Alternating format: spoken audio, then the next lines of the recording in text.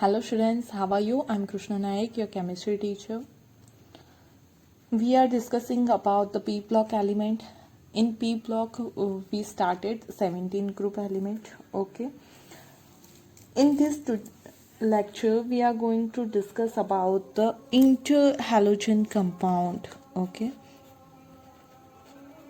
Interhalogen compounds. In last lecture we talk about the oxo acids of halogen. Okay, इस lecture में हम देखेंगे inter halogen compound क्या है, कितने टाइप के होते हैं इंटर हेलोजन कंपाउंड. ओके, और किसे बोलते हैं इंटर हेलोजन कंपाउंड, उसकी प्रॉपर्टी के बारे में देखेंगे, उसके स्ट्रक्चर के बारे में देखेंगे. ओके, तो वन बाय वन हम सारी चीज़ें देखेंगे.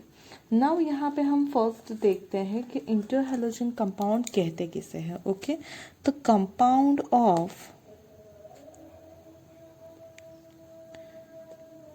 compounds of halogen among each other are called interhalogen compounds. Okay, किसे बोलते हैं इंटरहेलोजन कंपाउंड? तो जब हेलोजन एक दूसरे के साथ कंपाउंड फॉर्म करते हैं उसी को हम बोलेंगे इंटरहेलोजन कंपाउंड. ओके, डिफरेंट टाइप के इंटरहेलोजन कंपाउंड होते हैं. जैसे कि आप अगर बात करो तो they have general formula,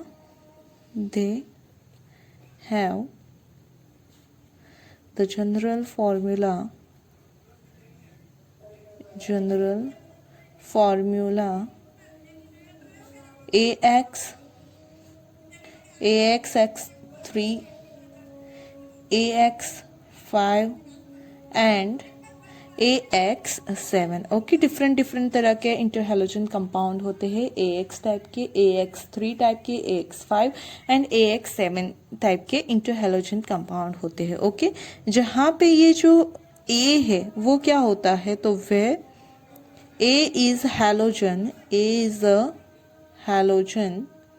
of larger size. Okay, and X is halogen of smaller size. Okay, main चीज है आपको ये याद रखनी है. क्या?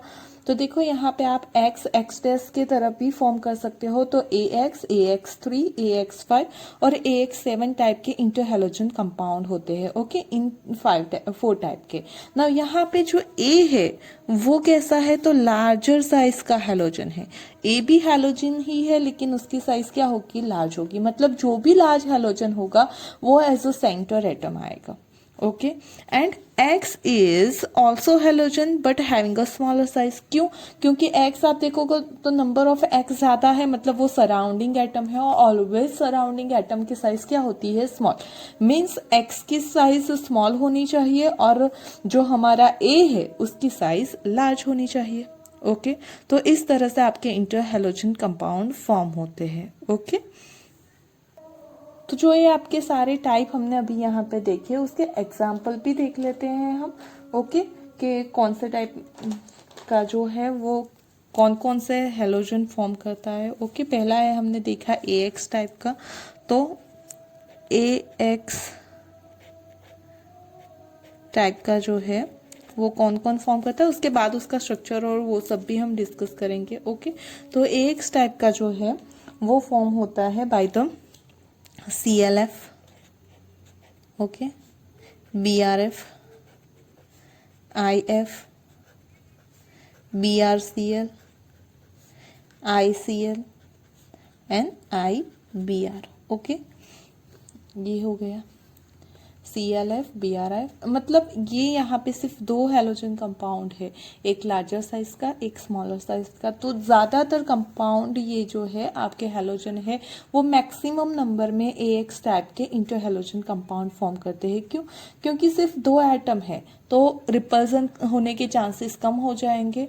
तो आपके जो ये इंटर हैलोजन कंपाउंड है वो ज़्यादा फॉर्म हो जाएंगे। ओके, दूसरा हमने देखा है AX3 टाइप का। ओके, AX3 टाइप का जो है आपका इंटर हैलोजन कंपाउंड है वो कौन कौन से होते हैं, तो वो होते हैं ClF3, BrF3, IF3, ICl3। Okay, ज्यादातर जब आपके AX3 टाइप के हैं तो यू कैन सी दैट के यहाँ पे सराउंडिंग एटम 3 है।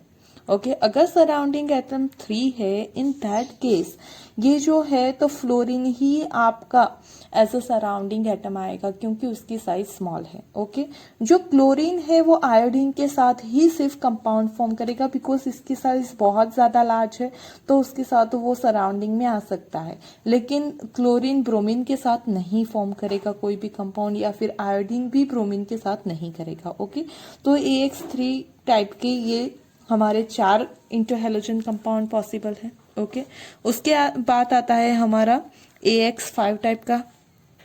तो AX5 टाइप के जो हैलोजन है उसमें क्या क्या आ जाएगा आपका, तो ClF5 टाइप का। ओके, जैसे जैसे आपके यहाँ पे नंबर ऑफ सराउंडिंग एटम बढ़ेंगे तो यहाँ पे फ्लोरीन ही एज द सेंट्रल एटम आएगा। ओके, BrF5 हो सकता है और IF5 हो सकता है। ओके, और लास्ट आपका जो टाइप है वो है AX7 टाइप का। ओके, इंटरहैलोजन कंपाउंड फॉर्म हो सकता है, उसमें सिर्फ एक ही कंपाउंड पॉसिबल है IF7। क्यों? क्योंकि सेंट्रल एटम जो है उसकी साइज इतनी बड़ी होनी चाहिए कि सराउंडिंग में 7 molecule comfortably without any repulsion arrange हो पाए। तो क्लोरीन ब्रोमीन की साइज इतनी ज्यादा नहीं है, उस वजह से सिर्फ iodine IF7 means AX7 type का कंपाउंड फॉर्म करेगा। बाकी कोई भी जो हैलोजन है वो AX7 टाइप के इंटरहैलोजन कंपाउंड फॉर्म नहीं करते हैं। ओके, तो ये जो हमने 4 टाइप देखी थी, AX3, AX5 एंड AX7, इसके एग्जाम्पल यहाँ पे हमने देख लिए। ओके, ना उसकी कुछ इंपॉर्टेंट कैरेक्टरिस्टिक्स देख लेते हैं। Okay, characteristics of interhalogen compound.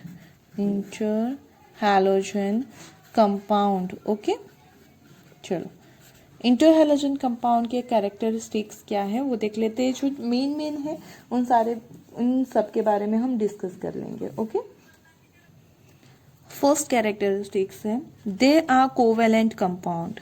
They are covalent compounds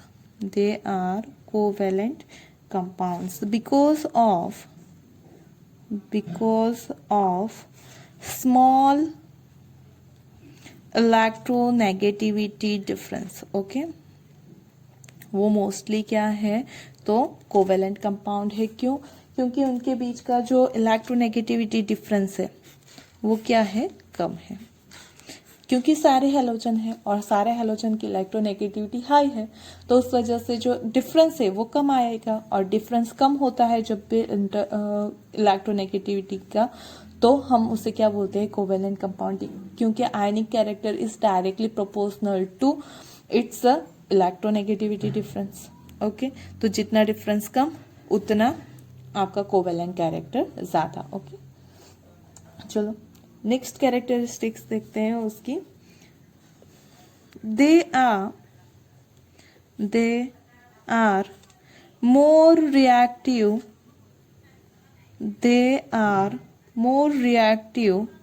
than the constituent halogens। सही है। क्या कहने का मीनिंग है कि जब आप किसी हैलोजन को देखते हो तो उससे ज्यादा ये रिएक्टिव है, मोर रिएक्टिव है। क्यों मोर रिएक्टिव है, उसका रीजन भी देख लेते हैं। It is because AX bond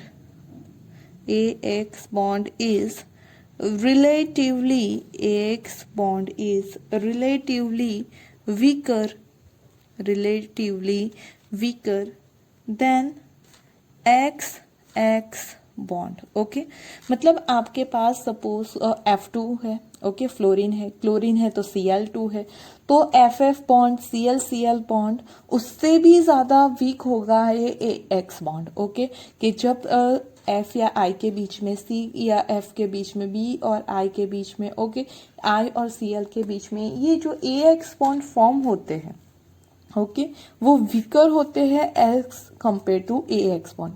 और अगर वो वीक है, ये बॉन्ड अगर वीक है तो इजीली ब्रेक हो जाएगा, और इजीली ब्रेक होगा तो किसी के भी साथ इजीली रिएक्ट करेगा। मींस जो हमारे इंटरहैलोजन कंपाउंड है वो ज्यादा रिएक्टिव है as compare to F2, Cl2, Br2 और R2। ओके, वो भी रिएक्टिव है लेकिन उससे ज्यादा रिएक्टिव है हमारे interhalogen compound. Okay, next characteristics of interhalogen compound is they are very good oxidizing agent। okay, they are act as a oxidizing agent। तो एक प्रॉपर्टी हो गई उसकी। नेक्स्ट प्रॉपर्टी उसकी देखते हैं, their melting point and boiling point increases with increase in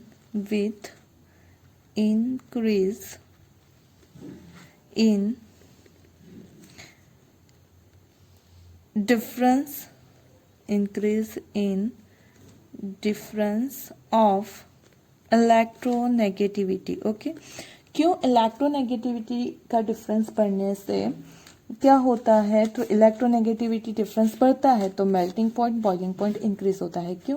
क्योंकि अभी अभी हमने बात की थी क्या, तो हमारी जो आयनिक कैरेक्टर है, आयनिक character, okay, ionic character is directly proportional to electronegativity difference। Okay, मतलब अगर आपका डिफरेंस बढ़ रहा है तो क्या होगा, तो डिफरेंस बढ़ने से आयनिक कैरेक्टर बढ़ेगा। आयनिक कैरेक्टर बढ़ने से क्या होगा, तो बॉन्ड ज्यादा स्ट्रॉन्ग होगा। क्यों? क्योंकि आयनिक बॉन्ड कोवेलेंट बॉन्ड से ज्यादा स्ट्रॉन्गर होता है।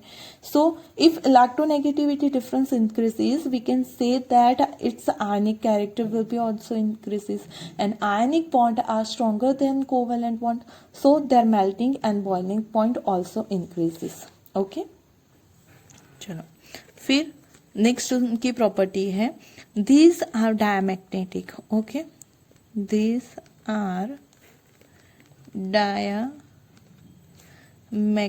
क्योंकि हमें पता है उसमें कोई भी अंतर इलेक्ट्रॉन प्रेजेंट नहीं होगा, तो वो कैसे होंगे, diamagnetic in nature. Okay, next property जो है वो है these are means interhalogen compound are volatile solid और लिक्विड। ओके, volatile solid और लिक्विड, लेकिन except CLF, BRF, IF7, IF3, CLF3, BRCl, which are gaseous। Okay, कि ये जो सारे हैं वो कैसे फॉर्म में है, तो गैसियस फॉर्म में है, बाकी के वॉलेटाइल सॉलिड या वॉलेटाइल लिक्विड है। ओके, मतलब उनके बीच का अट्रैक्शन फोर्स कम होने की वजह से वो तो गैसियस स्टेट में एग्जिस्ट करेंगे, या सॉलिड लिक्विड होंगे फिर भी कैसे होंगे, वॉलेटाइल होंगे। ओके, तो ये उनकी प्रॉपर्टी होगी, डायमैग्नेटिक, वॉलेटाइल लिक्विड और solid, and that all are a gaseous in a nature. Okay, अब मेन चीज उसकी जो कैरेक्टरिस्टिक्स है या फिर आप उसकी प्रॉपर्टी काउंट करो, ओके, उसमें जो देखने वाले हैं वो है hydrolysis. Okay, hydrolysis of interhalogen compound, interhalogen compound.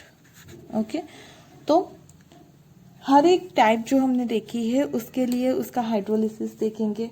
हर एक टाइप का जो मॉलिक्यूल है वो डिफरेंट डिफरेंट तरह की हाइड्रोलाइज प्रोडक्ट फॉर्म करता है। ओके, फर्स्ट हम बात करते हैं AX के लिए। तो AX type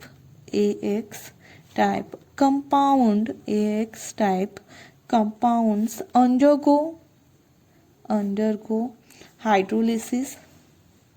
undergo hydrolysis giving halide ion from the smaller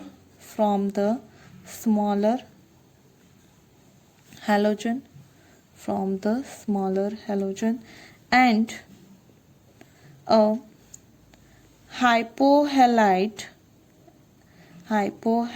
ion from the larger halogen।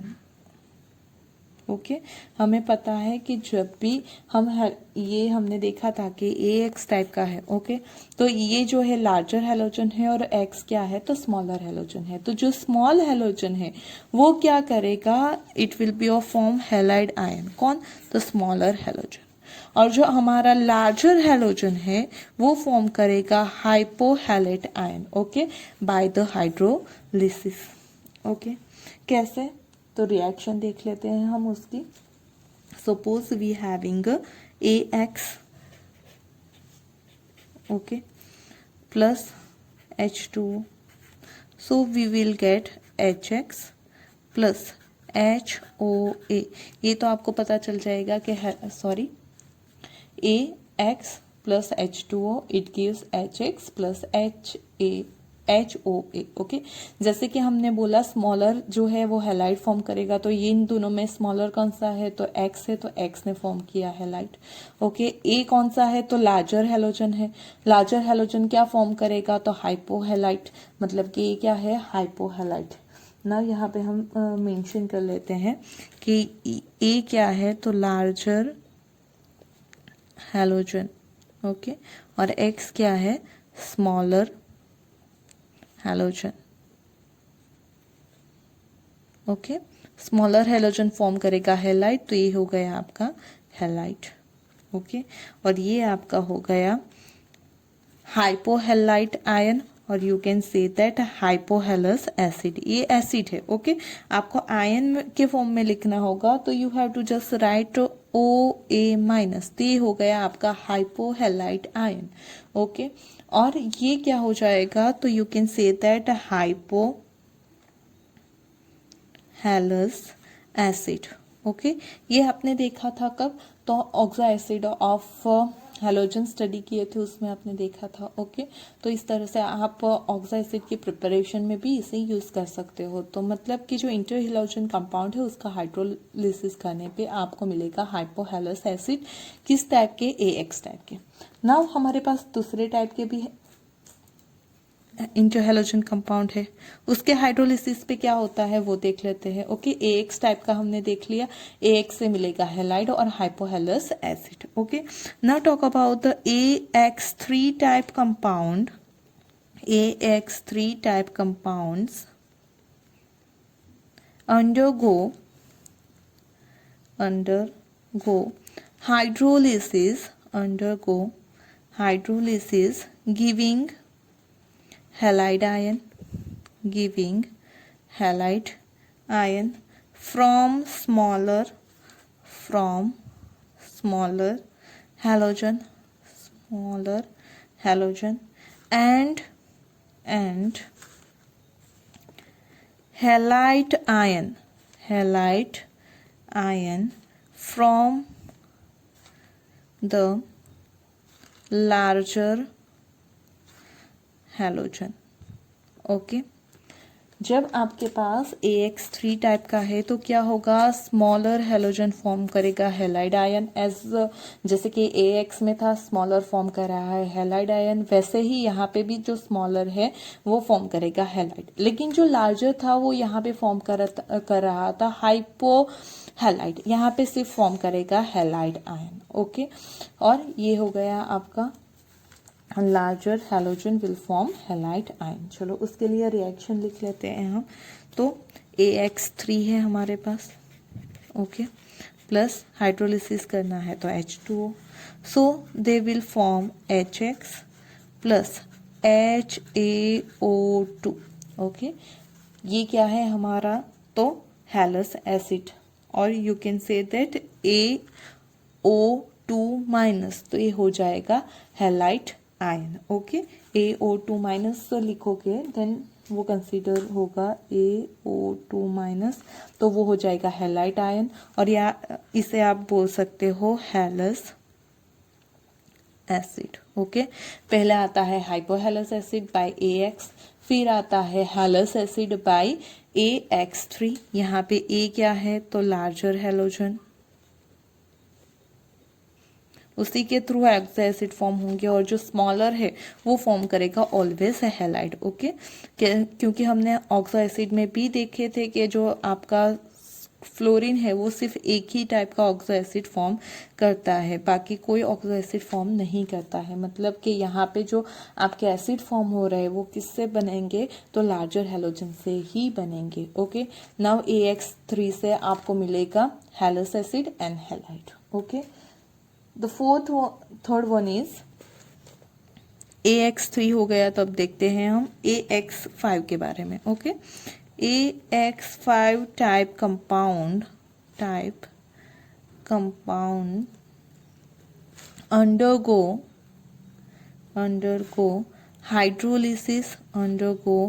hydrolysis to give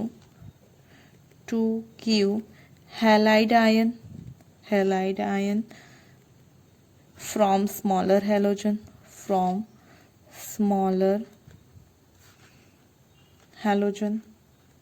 and halide ion from the larger halogen, okay. Same है, जो लार्जर है सेम याद रखना है आपको, ओके, कि अगर स्मॉलर है, ओके, तो फॉर्म करेगा हैलाइट, और अगर लार्जर है then it will be form a halite, okay. ना उसकी रिएक्शन देख लेते हैं। तो रिएक्शन में क्या हो जाएगा, if we having AX5 plus hydrolysis, okay. मैं रिएक्शन बैलेंस नहीं कर रही हूँ, आप यहाँ पे बैलेंस करना चाहो तो हम कर लेते हैं, ओके। ये पहले लिख लेते हैं, उसके बाद बैलेंस कर लेते हैं। HX प्लस HaO3, देखो पहले में फॉर्म हुआ HaO, फिर फॉर्म हुआ HaO2, अब यहाँ पे फॉर्म होगा HaO3। एक एक ऑक्सीजन आपको यहाँ पे बढ़ाते जाना है। नाउ इसका नाम आपको पता है, HaO3 को हम क्या बोलते हैं, हैलिक एसिड, सही है। क्लोरिक एसिड, ब्रोमिक एसिड हमने देखा था, तो क्या फॉर्म करेगा, हैलिक एसिड। ये हो गया हैलाइड, ओके। X क्या हो गया, स्मॉलर हैलोजन, और ये हो जाएगा हमारा लार्जर हैलोजन, ओके। आई बात समझ में। तो लार्जर हैलोजन फॉर्म करेगा हैलिक एसिड, स्मॉलर हैलोजन फॉर्म करेगा हैलाइड। तो स्मॉलर वाला तो सब में कॉमन रहेगा, ओके। स्मॉलर वाला जो है सब में कॉमन रहेगा, लेकिन जो लार्जर है वो AX टाइप का होगा तो फॉर्म करेगा हाइपो हैलस एसिड। अगर AX3 टाइप का है देन फॉर्म हैलस एसिड, और अगर AX5 टाइप का है then will form halic acid, okay. इसे बैलेंस करके भी हम देख लेते हैं। पहली तो बैलेंस ही है, you can see that, 2 H, एक X, एक O और एक A। यहाँ पे देखो तो यहाँ पे 3X है, तो यहाँ पे हमें करने होंगे यहाँ पे भी 3HX, ओके। चलो 3HX हो गए, तो हाइड्रोजन 4 हो गए, तो यहाँ पे 2 कर देते हैं, हो गई बैलेंस। नाउ यहाँ पे देख लो, तो यहाँ पे है X5, तो यहाँ पे हो जाएंगे 5HX, 5 + 1 6 हाइड्रोजन, तो यहाँ पे करने होंगे 3H2O, ओके। तो यह भी आपकी बैलेंस हो गई। अब लास्ट का देख लेते हैं AX7 का, ओके। तो फोर्थ जो है हमारा वो है AX7 type compound undergo undergo hydrolysis, undergo hydrolysis to give halide ion from smaller halogen and perhalate ये दोनों साथ में है, halate from the larger halogen. Okay, क्या होगा तो देखो AX7 टाइप का है यहाँ पे, तो सिमिलरली जो स्मॉलर हैलोजन है वो तो हैलाइड ही फॉर्म करेगा. ओके, लेकिन जो लार्जर हैलोजन है इट विल फॉर्म पर हैलेट कंपाउंड. ओके, कैसे पर हैलेट कंपाउंड फॉर्म करेगा तो उसके रिएक्शन देख लेते हैं यहाँ पे हम. तो हमारे पास है AX7. ओके, उसका हाइड्रोलिसिस करना है मतलब H2 तो फॉर्म करेगा HX प्लस यहाँ पे पर हैलाइट मतलब होता है HaO4.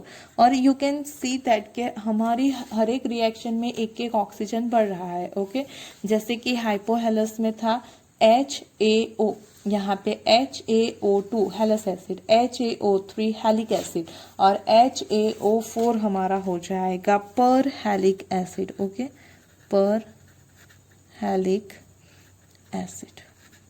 ओके, तो आप यहाँ से हाइड्रोजन को निकाल दो और AO4 माइनस लिखोगे then you can say that it is a perhalate ion. Okay, तो पर हैलेट फॉर्म करता है. यहाँ पे भी सिमिलरली ये जो है वो हो जाएगा लार्जर हैलोजन. ओके, X जो है हमारा वो हो जाएगा स्मॉलर हैलोजन, HX हो जाएगा हमारा हैलाइड.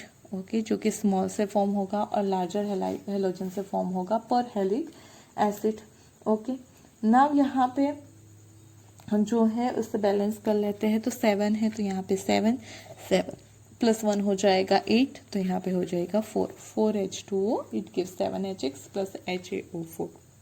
ओके, तो ये मेन टॉपिक है इसका इंटरहैलोजन कंपाउंड का कैसे होता है. तो इंटरहैलोजन कंपाउंड जो है इस तरह से रिएक्शन देते हैं, हाइड्रोलिसिस रिएक्शन. ओके, नाउ अब हम देखते हैं, हमने पहले इसकी रिएक्शन देख ली है लेकिन अब हम देखेंगे उसकी प्रिपरेशन के बारे में और साथ में उसके स्ट्रक्चर के बारे में. ओके, कि जो इंटरहैलोजन कंपाउंड है अगर उसे हमें फॉर्म करना है तो हम कैसे फॉर्म कर सकते हैं.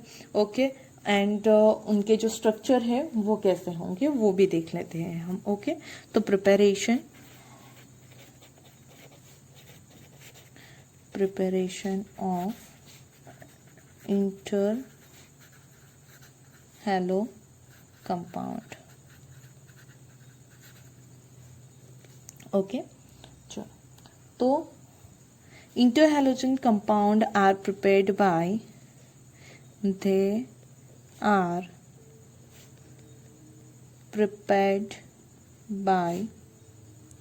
the direct combination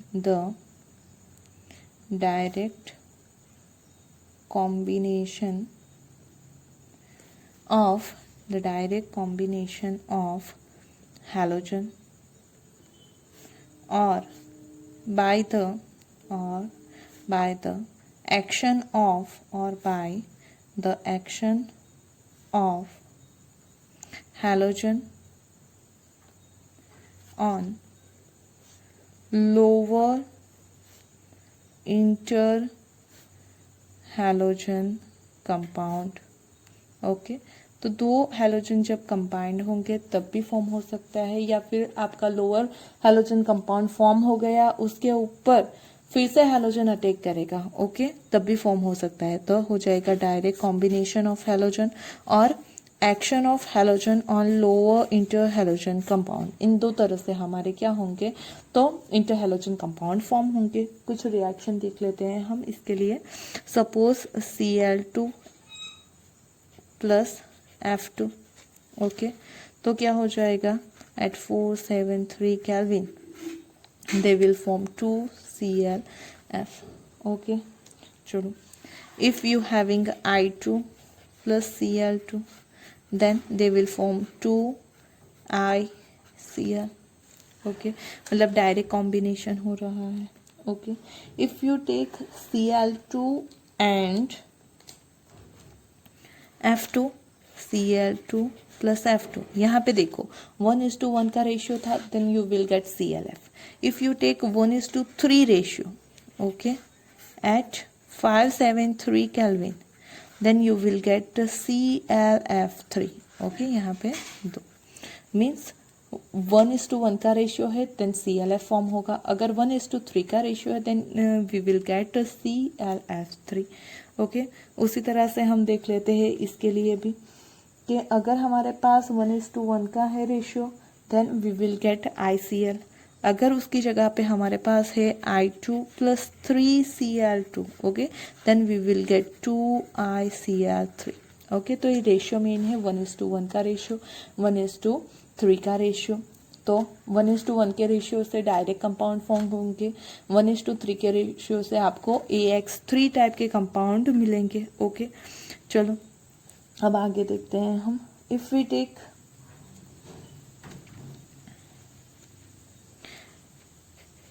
Br2 plus 5F2, okay 1:5 का ratio, then we will get 2BrF5. Okay मतलब सिर्फ आपको रेशियो मेंटेन करना है. अगर 1:1 का है तो फॉर्म होगा AX टाइप का. ओके यहाँ पे मैं शॉर्ट में आपके लिए लिख लेती हूँ. अगर हमारे पास 1:1 का रेशियो है then we will get AX type compound. Okay अगर हमारे पास 1:3 का रेशियो है then we will get AX3 type compound. अगर 1:5 का रेशियो है then we will get AX5 compound. और अगर 1:7 का रेशियो है then we will get AX7 compound. तो प्रिपरेशन काफ़ी इजी है. आप डायरेक्ट जो हमारे क्लोरीन कंपाउंड है ओके उसके बीच में रिएक्शन करवा दोगे then you will get the interhalogen compound. सिर्फ आपको रेशियो देखना है और ये जो है वो किसका है, X का है और ये है हमारा A का. ओके ये रेशियो किसके है तो A के है और ये X के है. Okay do you clear it. अब बात करते हैं हम स्ट्रक्चर ऑफ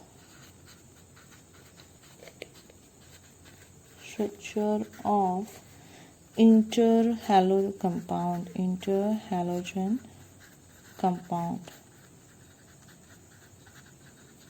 ओके चलो उनके स्ट्रक्चर के बारे में 1 बाय 1 देखते हैं कि जो हमने देखे उतने टाइप के जो स्ट्रक्चर होंगे तो किस तरह के स्ट्रक्चर फॉर्म करेंगे वो लोग. ओके पहले देखते हैं हम AX टाइप का स्ट्रक्चर. उसका स्ट्रक्चर क्या होगा उसके बारे में बात करते हैं.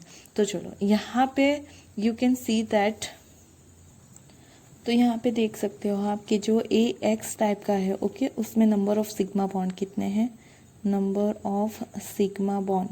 ओके सिग्मा बॉन्ड कैसे कंसीडर करोगे तो जितने नंबर ऑफ एटम है उसके -1 करो. तो यहाँ पे 2 एटम है -1 तो यहाँ पे आ जाएगा 1. ओके नाउ आपको काउंट करने हैं number of valence electron on central atom. Okay तो यहाँ पे कौन हो जाएगा, A मतलब हमारा हैलोजन है. हैलोजन के पास सेंट्रल एटम पे वैलेंस इलेक्ट्रॉन कितने होते हैं 7, तो ये हो गया 7. ओके नाउ यहाँ पे इलेक्ट्रॉन 7 में से कितने यूज होंगे तो सिर्फ 1 बॉन्ड फॉर्म हो रहा है. ओके तो कंज्यूम कितने होंगे 1 इलेक्ट्रॉन ही, क्योंकि सैरिंग से बॉन्ड फॉर्म हो रहा है. तो अगर 1 बॉन्ड फॉर्म हो रहा है तो ये यूज कितने करेगा, सिर्फ 1 यूज करेगा. ओके तो number of bonded electron or you can say that consumed electron. okay consumed electron तो वो हो जाएगा 1 × 1 = 1. ओके चार्ज यहाँ पे क्या है 0 है, चार्ज इक्वल टू 0. तो लोन पेयर ऑफ इलेक्ट्रॉन कितने हो जाएंगे, number of lone pairs. Okay number of lone pairs क्या हो जाएंगे. तो अगर यहाँ पे मैं इस जो हमारे वैलेंस इलेक्ट्रॉन है उसे डिनोट करती हूँ बाय V.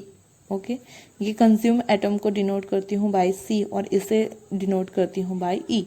तो हो जाएगा number of lone pair electron equal to V - C - E/2.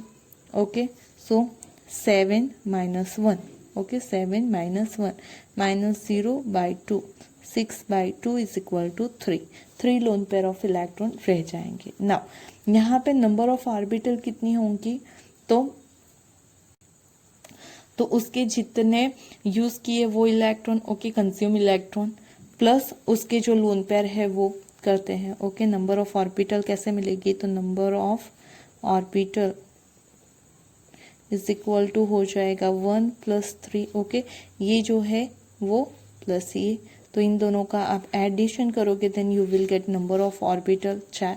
अगर नंबर ऑफ ऑर्बिटल 4 है देन हाइब्रिडाइजेशन क्या हो जाएगा, हाइब्रिडाइजेशन हो जाएगा हमारा sp3। और अगर sp3 हाइब्रिडाइजेशन है तो शेप क्या आ जाएगा हमारा, तो स्ट्रक्चर हो जाएगा हमारा टेट्राहाइड्रल, स्ट्रक्चर हो जाएगा टेट्राहाइड्रल। ओके और जो शेप है वो आएगा उसका लीनियर। ओके शेप क्या आएगा, तो लीनियर। क्यों, क्योंकि उसके पास सिर्फ एक ही बॉन्ड है, तो उसका स्ट्रक्चर जो शेप है, देखो स्ट्रक्चर टेट्राहाइड्रल आएगा अकॉर्डिंग टू द हाइब्रिडाइजेशन, लेकिन VSCPR के अकॉर्डिंग देखोगे आप तो उसका शेप आ जाएगा आपका क्या आ जाएगा, तो लीनियर शेप आ जाएगा। ओके कैसे आएगा, तो AX यहाँ पे 1 2 3 4 5 6 total 7 electron, 1 2 3 4 5 6 total 7 electron. Okay तो ये हो गया आपका AX टाइप का इंटर हैलोजन कंपाउंड। उसके हमने शेप और सब के बारे में डिस्कस कर लिया है। ओके यहीं पे हम बाजू में बात कर लेते हैं किसके बारे में, AX3 के टाइप के बारे में भी। ओके इसी तरह से हम सारी चीज़ें लिखते जाएंगे। So just 1 minute. ओके चलो ना यहाँ पे देखते हैं हम AX3 टाइप का कंपाउंड। ओके उसके लिए देखना है हमें, चलो यहाँ पे पहले हम क्या काउंट करेंगे, तो नंबर ऑफ सिग्मा बॉन्ड। कैसे काउंट होगा, तो नंबर ऑफ सिग्मा बॉन्ड, जैसे कि हमने बात की टोटल नंबर ऑफ एटम, उसमें से बात कर लो आप 1, तो टोटल नंबर ऑफ एटम यहाँ पे 4 है, तो 4 - 1 मतलब हो जाएगा 3। ओके तो सिग्मा बॉन्ड कितने होंगे, 3 होंगे। Now number of the valence electron on the central atom. Okay तो हो जाएगा number of valence electron on central atom, जिसे हम V से डिनोट करते हैं। ओके वो कितने होने हैं, 7, क्योंकि हैलोजन कंपाउंड है तो वैलेंस इलेक्ट्रॉन 7 ही रहेंगे। ओके नाउ आता है number of consumed electron, number of consumed electron जिसे हम C से रिप्रेजेंट करेंगे। ओके नाउ यहाँ पे बॉन्ड कितने फॉर्म हो रहे हैं, 3। हर एक बॉन्ड में उसका कंट्रीब्यूशन कितना होगा, सेंट्रल एटम का 1, तो यहाँ पे हो जाएगा 3। ओके तो नंबर ऑफ वो जो इसके इलेक्ट्रॉन है कंज्यूम इलेक्ट्रॉन वो 3 हो जाएंगे। यहाँ पे कोई चार्ज है तो नहीं है, तो चार्ज E हो जाएगा हमारा 0। Now number of lone pair, number of lone pair central atom की बात कर रहे हैं हम। ओके तो नंबर ऑफ लोन पेयर कितनी हो जाएगी, तो V माइनस, यहाँ पे देखते जाओ, V - C - E/2। V है यहाँ पे 7, C है यहाँ पे 3 -0/2, 7 - 3 4, 4/2 इज इक्वल टू हो जाएगा 2। मतलब यहाँ पे सेंट्रल एटम के ऊपर लोन पेयर कितनी रहने वाली है, तो 2। ना नंबर ऑफ ऑर्बिटल के बारे में देखो, तो नंबर ऑफ ऑर्बिटल कहाँ से मिलती है, तो कंज्यूम इलेक्ट्रॉन और जो आपकी लोन पेयर है उसका एडिशन करो, तो कंज्यूम इलेक्ट्रॉन है 3 और यहाँ पे है 2। ओके तो नंबर ऑफ ऑर्बिटल हो जाएगी 3 + 2 मतलब 5। टोटल कितनी है, नंबर ऑफ ऑर्बिटल 5। अगर नंबर ऑफ ऑर्बिटल 5 है तो हाइब्रिडाइजेशन क्या आ जाएगा, हाइब्रिडाइजेशन हो जाएगा यहाँ पे 5 है तो sp3d। ओके sp3d है तो उसका स्ट्रक्चर क्या होता है, तो स्ट्रक्चर हो जाएगा आपका trigonal bipyramidal, trigonal bipyramidal. Okay और यहाँ पे 2 लोन पेयर ऑफ इलेक्ट्रॉन है, 2 लोन पेयर है, मतलब कि क्या हो जाएगा, तो आपका शेप हो जाएगा T शेप। ओके शेप क्या आएगा, तो bent T shape. So you can draw like this. कि आपका जो स्ट्रक्चर है उसमें ए सेंटर एटम होगा। ओके, उसका जो ट्राइगोनल वाला है उसमें 120 का क्या होता है, तो 120 के एंगल होते हैं। सो वहाँ पे लोन पेयर हो जाएगी, यहाँ पे हो जाएगा एक्स। ये जो है वो एक्स एक यहाँ पे और एक्स यहाँ पे बाइमिराबिंडल अबव प्लेन होगा, एक बिलो प्लेन होगा। ओके, आप उसे टर्न करके भी लिख सकते हो, ऐसे भी लिख सकते हो। ए हो गया एक्स, ये हो गई आपकी फर्स्ट लोन पेयर, ये हो गई दूसरी lone pair. Due to the lone pair ये जो बॉन्ड है वो थोड़ा सा झुके होंगे, so you can say that के बैंड टी शेप जैसा दिखेगा। ओके आपको, तो ये ट्राइगोनल में आपकी लोन पेयर फिट होगी। सही है, क्यों ट्राइगोनल में, क्योंकि उसका जो एंगल होता है वो 120 का होता है, तो मैक्सिमम यहाँ पे एंगल होने की वजह से रिपल्जन कम होगा, और मैक्सिमम रिपल्जन बॉन्ड पे लोन पेयर में होता है, इसी वजह से वो ट्राइगोनल शेप में एडजस्ट होंगे। ओके, तो ये आपका हो जाएगा AX3 का shape. Now talk about the next one. जो नेक्स्ट है हमारा वो है AX5 टाइप का। ओके, चलो पहले हमें क्या करने हैं, तो नंबर ऑफ सिग्मा बॉन्ड लिखने हैं। Number of sigma bond. Okay, number of sigma bond कैसे लिखेंगे, तो टोटल नंबर ऑफ एटम 6 -1 तो हो जाएंगे 5। ओके, नाउ हमें लिखने हैं valence electron on central atom, जिसे हम V से डिनोट करेंगे। तो यहाँ पे हैलोजन है तो वो तो 7 ही रहने वाले हैं। ओके, नाउ उसके बाद आता है हमारा number of consumed electron. Number of consumed electron. Okay, कितने सिग्मा बॉन्ड है, तो 5। तो कंज्यूम इलेक्ट्रॉन जो हमारे हैं, ओके, जिसे हमने C से डिनोट किया है, वो हो जाएगा 5 × 1 = 5। ओके, नाउ यहाँ पे जो आपके हैं वो चार्ज 0 है, = 0।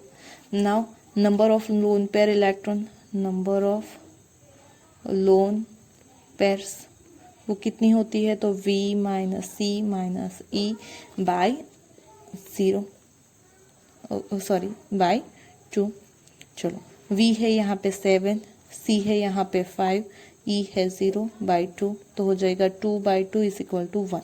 मीन्स के लोन पेयर कितनी रह जाएगी, सिर्फ 1 लोन पेयर। नाउ उसके बाद हमें क्या कैलकुलेट करना है, तो नंबर ऑफ ऑर्बिटल।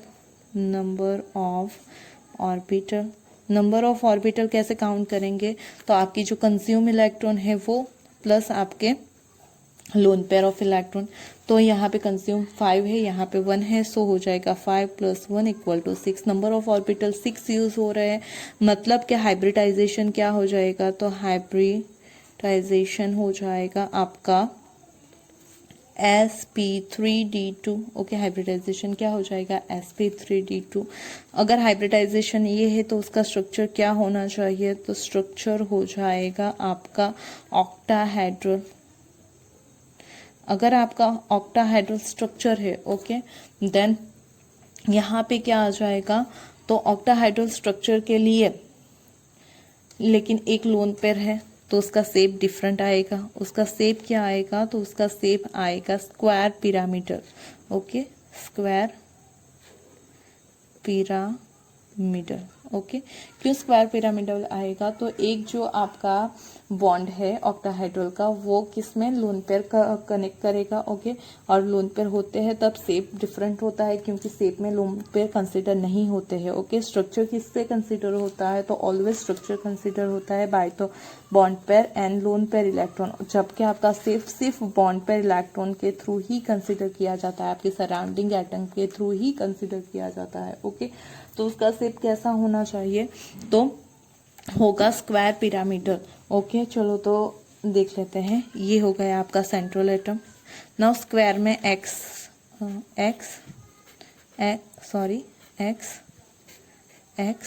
ये एक्स, ये सारे एक्स हैं। ओके, नाउ ये 4 मिला के एक स्क्वायर फॉर्म कर देंगे यहाँ पे। ओके, नाउ समझ लेना है, थोड़ा सा स्क्वायर है। एक अबोव प्लेन होगा, लेकिन हमारे पास तो क्या है, सिर्फ 5 ही है, तो यहाँ पे एक दूसरी पोजीशन पे आ जाएगा लोन पे। जब आप देखते हो तो सिर्फ यही उसके साथ कंसिडर होता है। ओके, शेप में सिर्फ कौन कंसिडर होता है, सिर्फ ये ही कंसिडर होता है। सो यू कैन से दैट कि उसका शेप क्या हो जाएगा, तो स्क्वायर पिरामिडल। ये पहले स्क्वायर और फिर ये पिरामिड जैसा फॉर्म कर रहा है, इसलिए पिरामिडल। ये लोन पर उसमें पार्टिसिपेट नहीं करेगा और उसे कंसिडर करते हैं तो उसका स्ट्रक्चर मिलेगा जो कि है octahedral structure. Okay, now you have to tell me the shape and structure for the AX7 type. Okay, homework में आपको ये करना है क्या, you have to say shape. Okay, क्या क्या चीज़ फाइंड आउट करनी है मैं सब लिख लेती हूँ। First you have to find out the hybridization, okay, structure and shape for the AX7 type interhalogen compound. ओके, तो ये 3 चीज़ आपको मुझे कमेंट बॉक्स में लिख के भेजनी है कि AX7 के लिए हाइब्रिडाइजेशन क्या है, स्ट्रक्चर क्या हो जाएगा और उसका शेप क्या हो जाएगा। ओके, तो इसी तरह से उसके लिए भी आप काउंट कर सकते हो ना। अब लास्ट टॉपिक देखेंगे हम कि उसके यूजेस क्या है, जो हमारे इंटरहैलोजन कंपाउंड है उसका यूज़ क्या है वो देखेंगे। uses of interhalogen compound,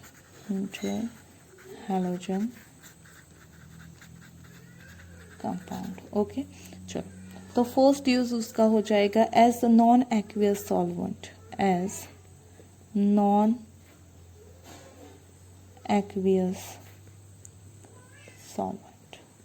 okay. फिर दूसरा यूज़ हो जाएगा नॉन एक्वियस, मतलब कि वाटर की जगह वो, क्योंकि वाटर पार्ट नहीं है तो उसे नॉन एक्वियस बोलेंगे और मीन्स के वो सॉल्वेंट की तरह यूज़ होगा। ओके, फिर दूसरा यूज़ है useful fluorinating agent. Okay, useful fluorinating agent means जब भी आपको किसी का फ्लोरिनेशन करना है, okay, then you can use the interhalogen compound. Okay, the next use is ClF3 and BrF3 are used for the production of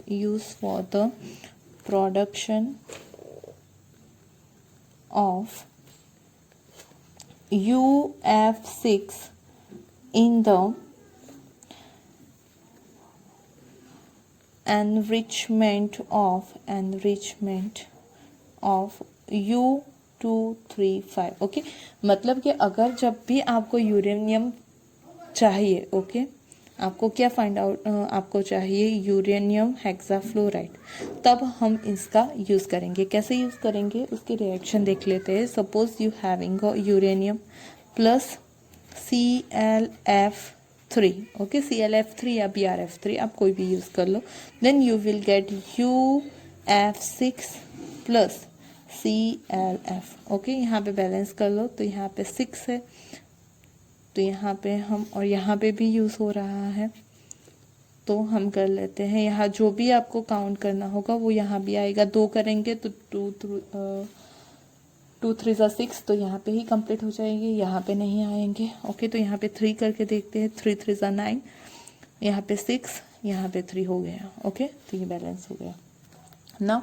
means के इस तरह से इंटरहैलोजन कंपाउंड यूज़ किए जाते हैं। ये थर्मल स्टेशन में यूज़ होता है, तो उसी वजह से UF6 के फॉर्मेशन में जो है वो आप इंटरहैलोजन कंपाउंड को यूज़ कर सकते हो। Don't forget the homework. Okay, ये आपको मुझे कमेंट में लिख के भेजना है। AX7 का हाइब्रिडाइजेशन, स्ट्रक्चर एंड शेप क्या होगा। Okay, hope you like this video. If you like, then don't forget to press the like button and subscribe my channel. And if you having any query, then drop a message in a comment box. Thank you watching for video.